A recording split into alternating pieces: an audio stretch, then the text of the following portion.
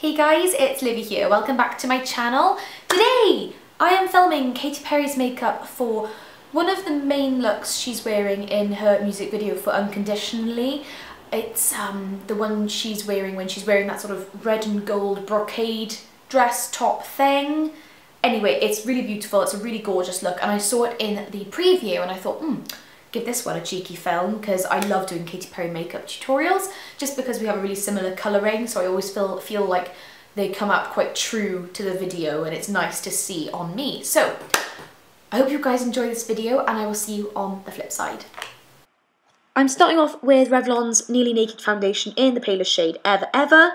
And I'm using a damp foundation brush. This is the flat top foundation brush by A Design to apply this on my skin. This is why it looks like I'm using a lot. It's actually just because I dampened the brush, so it disperses the product itself a lot further. Really, really good method. Sweep that all over the skin. And I'm using my finishing foundation brush off over the top just to buff everything in and make sure it all looks even. For blush, I'm using Blush Baby by MAC. This is just a powder foundation. I'm using an angled brush to apply it by Sigma, I think. And I'm just sweeping that along the cheeks and the cheekbones as well. It's quite a strong colour, so I tend to use it quite sparingly. And if it does come out a little bit strong, I like to use my finishing foundation brush over the top just to kind of soften things out. I'm going to set my skin with my Studio Fix powder by MAC in NC20 with a really large powder brush by Real Techniques.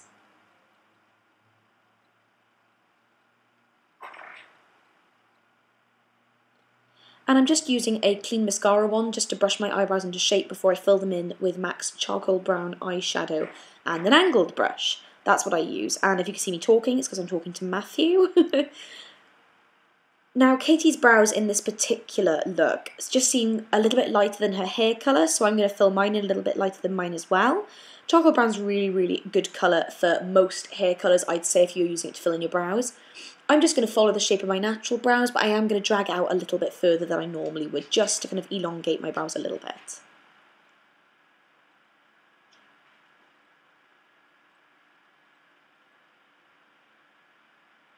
I'm also going to do a little bit of extra work at the front of my brows just to make them look a little bit stronger. Not too much though. And now I'm going to prime my lids. I use Benefit's Fake Up Concealer to do this because most eye primers give me creases. And as you guys know, I like to soften and smooth that in with my fourth finger. It's the one with the least pressure. It won't cause too much damage to your eyelids because the skin there is really delicate. Like so. There we go. Now for eyeshadow, I'm using a flat brush and Kid from MAC as my main middle colour, and I'm just going to sweep this across the bulk of my eyelid. Just kind of fill it in across the ball of your eye, and then don't take it too far into the corners because you kind of want to leave the corners alone, and just sweep it out to the outer V, just on the main bulk of your eyelid. And of course you can use your blending brush to just sort of soften that line out before we move on to the next step, which is what I'm going to do. Yep, still talking to Matthew. There we go. Now, for the next stage, you're going to want to use another matte shadow. So I'm using Wedge from MAC, another one of my favourites, and I'm using a pencil brush to apply this. And all you want to do at this instance is push it into a line into your crease. You literally just want to draw a line and follow the line of your crease, however your one forms. If you have different shape of eyelids, what I would suggest is having a really good look at the picture and just follow it in like a nice oval motion. And then of course blend that out with a clean blending brush.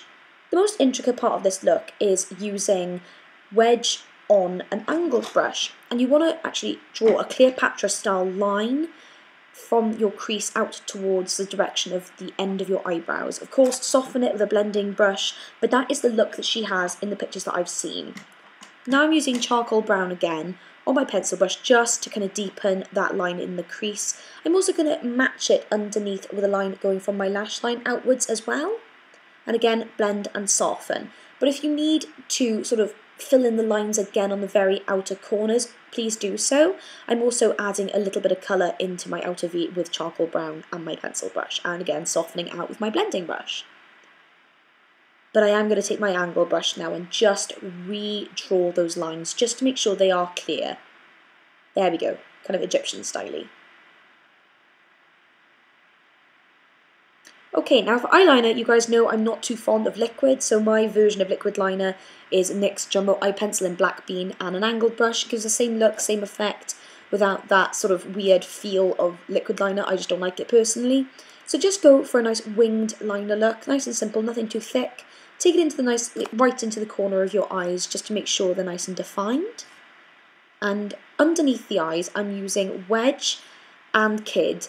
Starting with Kid on a pencil brush, just sweeping that right across my lower lid and then going on top of it with Wedge. And then what I'm going to do is use whatever's left on my angled brush of the Black Bean pencil and sweep that right through my lower lash line, which I'm going to show you in a second. There we go. Don't take it into your waterline, just on the lower lash line. And if it looks too harsh, don't worry about it. You can use your pencil brush and whatever shadow is left on that, sort of blend and soften that in, which is what I'm going to do now. There we go. And yes, I make really weird faces while I blend. Now for lipstick, I'm using Passion by Chanel. It's number 14 in the Rouge Allure collection. I don't know if they still have this in stock. I've had this for way too long and it's nearly down to the quick, but it's still the best sort of strong pinky based red I own, and that was the colour she was wearing in the video. So just go ahead and fill your lips in with that.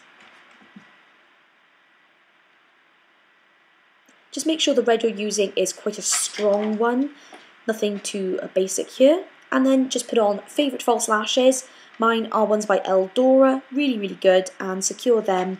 Make sure you use a little bit of mascara just to blend your false lashes in with your natural ones, and use a little underneath.